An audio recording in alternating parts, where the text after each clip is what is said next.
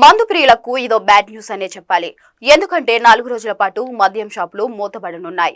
రాష్ట్రంలో జూబ్లీహిల్స్ ఉప ఎన్నిక నేపథ్యంలో ఆ నియోజకవర్గ పరిధిలోని అన్ని వైన్స్ బార్లు, మద్యం షాపులు, కల్లు దుకాణాలు, రెస్టారెంట్లకు అనుబంధంగా ఉన్న బార్లు అన్ని 4 రోజుల పాటు మూతబడనున్నాయి. ఇక జూబ్లీహిల్స్ లో ఉప ఎన్నికల వేళ కౌంట్ డౌన్ ప్రారంభమైంది.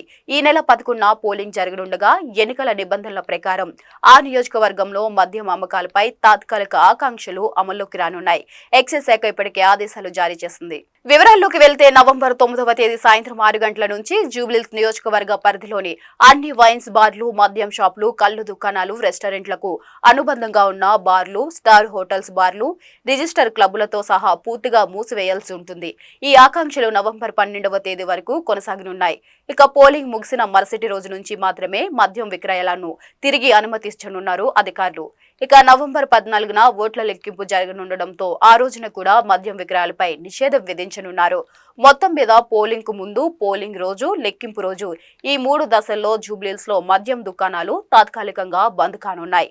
ఎన్నికల సమయంలో శాంతి భద్రతలకు విఘాతం కలగకుండా ప్రశాంత వాతావరణం నెలకొనేలా ఈ చర్యలు తీసుకుంటున్నట్లు ఎక్సైజ్ శాఖ తెలిపింది. జూబ్లీహిల్స్ ఉప ఎన్నిక ప్రక్రియ నవంబర్ 16 నాటికి పూర్తి కానుంది.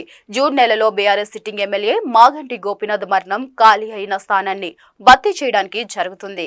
ఈసారి జూబ్లీహిల్స్ లో త్రికోణ పోటీ నెలకొంటుందని రాజకీయ వర్గాలు అంచనా వేస్తున్నాయి. బీఆర్ఎస్ తరపున మాగంటి గోపీనాథ్ సతీమణి మాగంటి సునీత పోటీ చేస్తుండగా కాంగ్రెస్ పార్టీ నవీన్ యాదవ్ ను, బీజేపీని లంక దీపక్ రెడ్డిని అభ్యర్థులుగా నిలిపింది.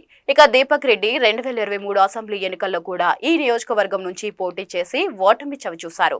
ఇక అజరుద్దీన్ ఓవైసీ ఆధ్వర్యంలో ఆల్ ఇండియా మజ్లిస్-ఇ-ఇత్తెహాదుల్ ముస్లిం ని ఈసారి కాంగ్రెస్ కు మద్దతు ప్రకటించింది.